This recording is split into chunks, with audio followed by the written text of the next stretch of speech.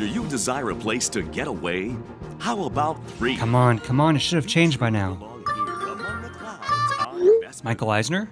Well, it wasn't easy, but I successfully went back to 1984, found my younger self, and convinced him not to replace Adventure Through Inner Space with Star Tours. Finally, I can't wait to experience it for myself. Such a unique attraction with ties to early Disneyland history, one that was so groundbreaking and influenced future Disney experience. Wait a minute. What was with that awkward pause after you said Star Tours? So we're all in favor of replacing Adventure Through Inner Space with what George promises to be an even better future science fiction franchise.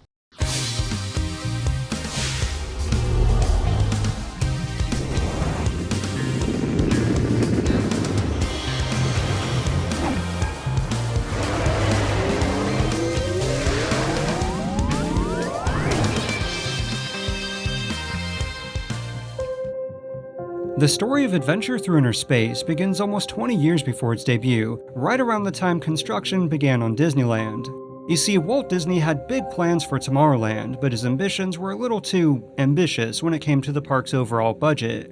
So much so that midway through the land's construction, he allegedly thought about saving his World of Tomorrow for Disneyland's Phase 2 expansion and divert the funds to the other lands. Of course, this never happened, but he would have to make a number of sacrifices to meet the park's deadline.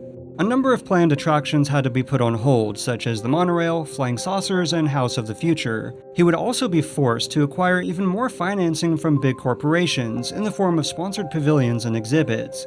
But with their help, Tomorrowland opened alongside the others on July 5th, 1955. A vista into a world of wondrous ideas, signifying man's achievements. I thought I got a signal. A vista into a world of wondrous ideas, signifying man's achievement, a step into the future, with predictions of constructive things to come. Though Tomorrowland featured attractions such as Autopia, Rocket to the Moon, and Astrojets, most of the land was filled with corporate-sponsored exhibits. It is true that from the very beginning, Walt Disney planned on showcasing industry leaders in fields such as chemical engineering, agriculture, electricity, and energy, but experiences like the Crane Bathroom of Tomorrow or the Dairy Association's prediction of cows watching color TV while being milked with a flying milkman as an example of the future probably wasn't part of his initial vision of Tomorrowland. Regardless, one of these corporate-sponsored attractions was Monsanto's incredibly exciting predecessor to Adventure Through Inner Space, the Hall of Chemistry. To guide you through this exhilarating experience as described by Disney, I've enlisted the help of my good friend, Disney Dan. Thanks, Mark. There's no ticket required for this attraction as Monsanto shows you the romance of chemistry, how chemically made products benefit your life, and how they can make a new and startling world tomorrow. Upon entering Monsanto's Hall of Chemistry, you will see the Chematron, huge shining tubes of the 8 basic materials found in nature. From these 8 common substances come almost 500 different Monsanto chemicals and plastics. And you'll see how these promise to build a new and easier way of life for you, your children, and generations to come. But while you're exploring the Hall of Chemistry, why not visit another jaw-dropping exhibit, Kaiser's Aluminum Hall of Fame? Here, you can view all sorts of fascinating Kaiser aluminum products, sculptures, and displays, with an aluminum foil pig being one of the many highlights. But the true Mona Lisa of this exhibit is a 40-foot-long aluminum telescope that visitors, including yourself, can enter inside and explore. Keep this in mind because it would provide inspiration for a certain iconic structure within a certain future attraction. Thanks, Disney Dan. One last quick thing to mention is that right next door was an exhibit based on 20,000 Leagues Under the Sea. It was basically just a walkthrough featuring props and set pieces from the movie, but for something that was allegedly thrown together at the last minute, it was a pretty immersive experience. We made plans to build an exhibit at Disneyland that will show you atomic energy in action. 2 years after the park opened, and with its monumental success, a number of expansions were planned and listed as upcoming attractions. Now, I've extensively covered both Edison Square and Liberty Street, but another was Adventures in Science. This Tomorrowland expansion was to feature several experiences. One was a time travel ride that would take visitors to the time of the dinosaurs. Another was an outer space attraction and would have been quite different from Rocket to the Moon and potentially act as a companion. Finally, there was Microworld, commonly referred to as Adventures in Science, as it would have been the land's signature attraction. There isn't too much information regarding specifics, but the basic premise was to shrink visitors to the size of an atom, enter a drop of water, and explore its molecular structure.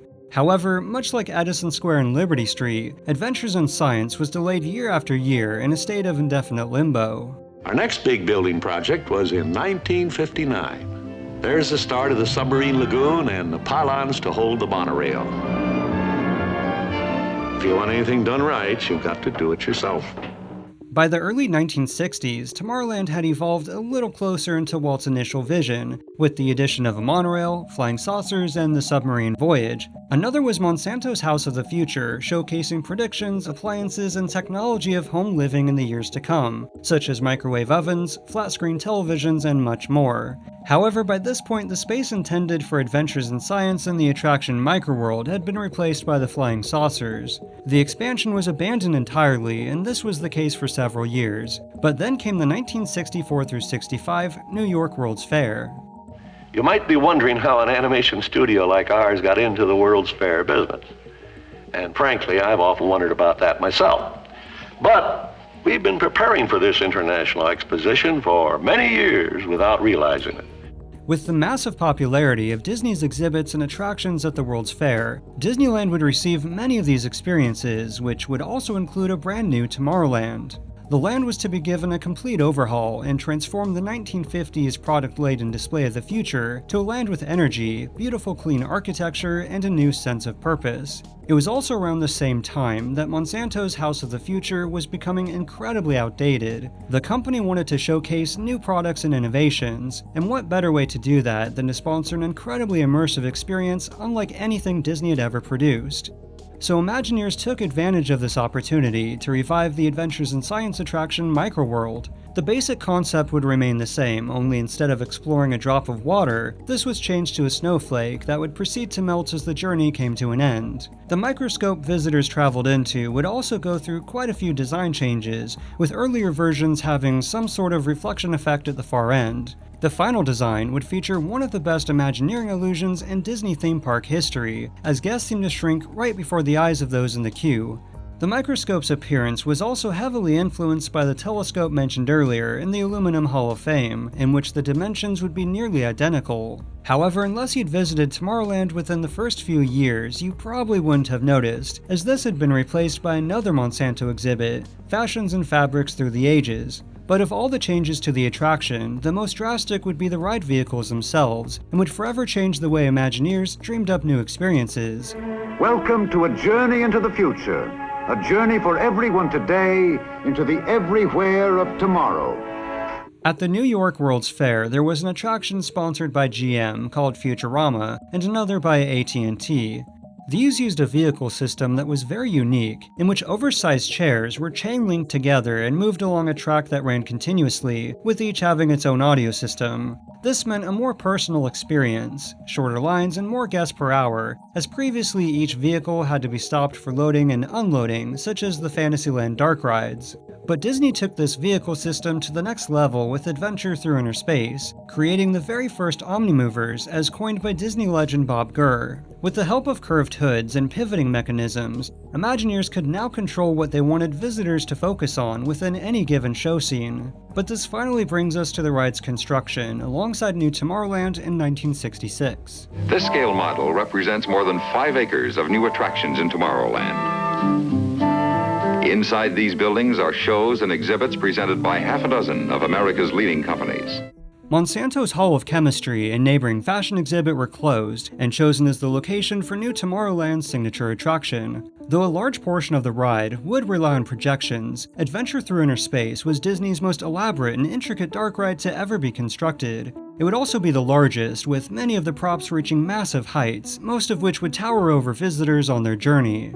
And after over a decade of operation, the 20,000 Leagues Under the Sea exhibit would also close, and be used as the attraction's unloading station and Monsanto Company showcase. The highlight was initially going to be a tall rotating structure of Monsanto products within prism glass cubes, but this was changed into a pretty cool visual we'll get to later. Tragically, Walt Disney would not live to see his much more realized version of Tomorrowland or Adventure Through Inner Space, as he passed away just months after construction. But the show would go on, and the revitalized land in Adventure Through Inner Space officially opened in the summer of 1967. Tomorrowland is not just the realm of outer space.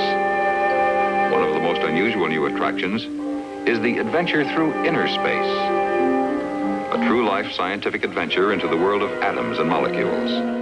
Courtesy of Monsanto's sponsorship, and unlike most of the other park's experiences, Adventure Through Inner Space did not require a ticket. Upon entering the attraction, there were several elements in the queue that would instantly draw your attention. First was the mighty microscope, in which visitors continuously entered aboard their automobiles, and through a transparent viewing tube appeared to have actually been shrunk. The last part was a bit more subtle, as at the very far end of the microscope was a snowstorm effect, showing snowflakes tumbling down as the destination. There were also 7 viewing pods in the queue, which gave a description alongside a visual of each individual scene in the ride. It was also a way to further explain to visitors what they would be experiencing on their journey, which enhanced the sense of immersion even further. Last was a massive screen displaying a snowflake, where the different colors represented the journey towards the snowflake's core structure. But now it's time for your adventure through inner space. Through Monsanto's mighty microscope, you will travel into the incredible universe found within a tiny fragment of a snowflake.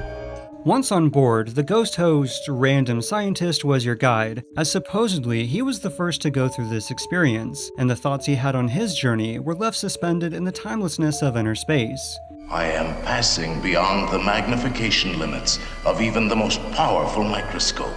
Emerging from the darkness, projected snowflakes would begin to appear, becoming larger and larger as you seemed to shrink smaller and smaller. Eventually you became so small that you passed by a giant snowflake with a spinning projection. As you entered its crystalline makeup, you were surrounded by giant crystals and walls of ice, which towered overhead. Traveling deeper and deeper as you made your way through the walls of ice, you came to the porous crystals, before entering a new stage of your journey. What compelling force draws me into this mysterious darkness? Can this be the threshold of inner space? After another period of darkness, you were surrounded by vibrating H2O molecules, in which an elaborate mirror effect gave the illusion of there being way more than there actually were. After yet another period of darkness was a giant H2O molecule, as he had shrunk even more. You then broke through into the oxygen atom of the H2O molecule, with intense and vibrant light swirling in every direction. Millions of orbiting electrons surround you as you shrink even more, finally reaching the nucleus of the atom, which for some reason was drastically scaled back from the initial design, and made possible by a single blinking red light. No, I dare not go on. I must return to the realm of the molecule before I go on shrinking forever. Afraid you'll pull an Ant-Man, the narrator decides you've shrunk small enough, but as you grow larger, the H2O molecules become active and fluid, meaning the snowflake has begun to melt, freed from its frozen state. You then pass under the giant eye of a scientist looking through the microscope, as you're back on visual and begin returning to your normal size. Miracles from molecules are dawning every day. The final section took place in the former 20,000 Leagues Under the Sea exhibit, as the Sherman Brothers' Miracles from Molecules played overhead. Vehicles would travel past a giant rain lamp, or as Monsanto called it, the Fountain of Fashion, but the name doesn't give this mesmerizing visual justice. From the ceiling of the show building, a tornado of oil-based water droplets seemed to magically cascade down nylon threads. The rest of the experience featured interactive displays about Monsanto and how the company improves your way of life, and there were also products on display and available for purchase. You could also wave hello to those aboard the People Mover, which traveled overhead. And if you weren't beat over the head enough with Monsanto, they also had a world clock showing over 90 Monsanto facilities all around the world. One last thing to mention is that if you did ride the People Mover, in addition to a glimpse inside the queue and the mighty microscope, you'd pass by a special mural created just for this experience. Visitors journey through Monsanto's mighty microscope into the realm of inner space. One of the early travelers through inner space was Prince Rainier of Monaco and his attractive children.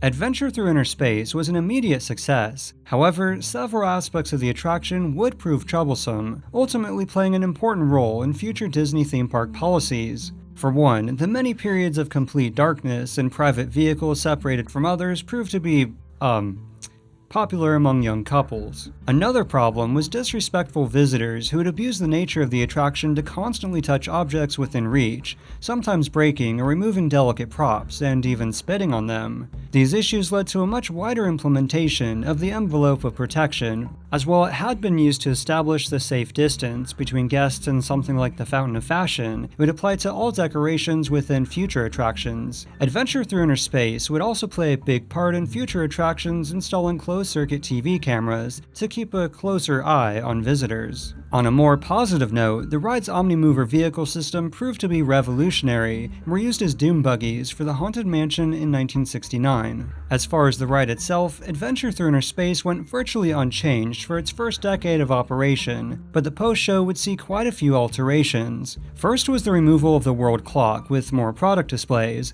but at some point, the next-door character shop was expanded over the original exit and product displays, forcing visitors to walk through the store if they wanted to get back to Tomorrowland. By this point, the Fountain of Fashion became more like a Fountain of Monsanto signage, but at least the fountain still worked. However, the first sign of trouble came in 1977 when Monsanto discontinued its sponsorship. This resulted in a very minor script change within the attraction, and the fountain of signage became more like a fountain of snowflake symbols, and sadly, the once impressive water effect was turned off forever, and the interactive Monsanto displays would now simply feature attraction posters. And just to quickly address a myth, some have said that due to guests accidentally walking from the gift shop into the exit, they put an explanation of the ride and where to enter the queue. However, looking at a promotional video released the year after the attraction opened, this was always there near the unloading station. By the 1980s, the attraction was in a sad state of neglect, from the original snowstorm effect no longer working, to the projections in the ride being dim and difficult to see. But ironically, the same year Monsanto abandoned the ride, another science fiction experience made its debut,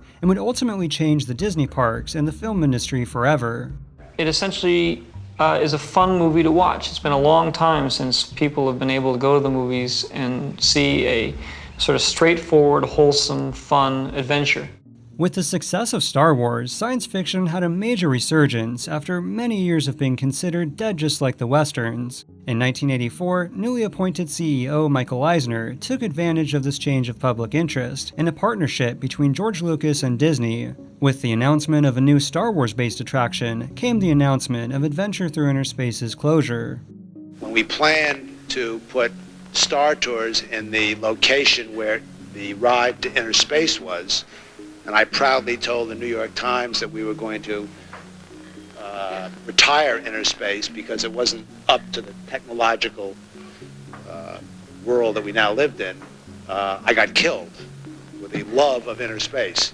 Adventure Through Inner Space closed in September of 1985, just shy of its 20th anniversary, and work soon began on Star Tours. The original Monsanto pre-show, visible from the People Mover, was initially not used for the ride and was blocked away from visitors for many, many years and used as random merchandise storage. But if you could see past the barriers, you would find the original Monsanto display windows left intact. Star Tours officially opened in January of 1987, and the reception was beyond positive and seen as a quality attraction worthy of replacing Inner Space. Interestingly, the show building's main queue would see very few structural changes, and the entrance into the attraction would remain almost identical to its predecessor. Fans of Inner Space could also find a number of tributes, such as a display pod below the queue, and it's rumored that for a while, one of the miniature Atomobiles was kept in one of the baskets above the queue. You could also spot the mighty microscope within the ride itself, and tributes to the former attraction would continue into Star Tours The Adventures Continue.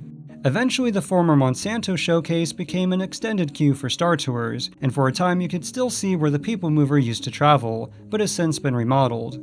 Adventure Through Inner Space remains an important part of Disneyland's legacy, and helped pave the way for new attractions that would benefit from the beloved Dark Ride, which continues to this day. So the next time you visit the park or take a trip on Star Tours, maybe you'll spot one of Inner Space's tributes or traces of the Dark Ride that changed the Disney parks forever.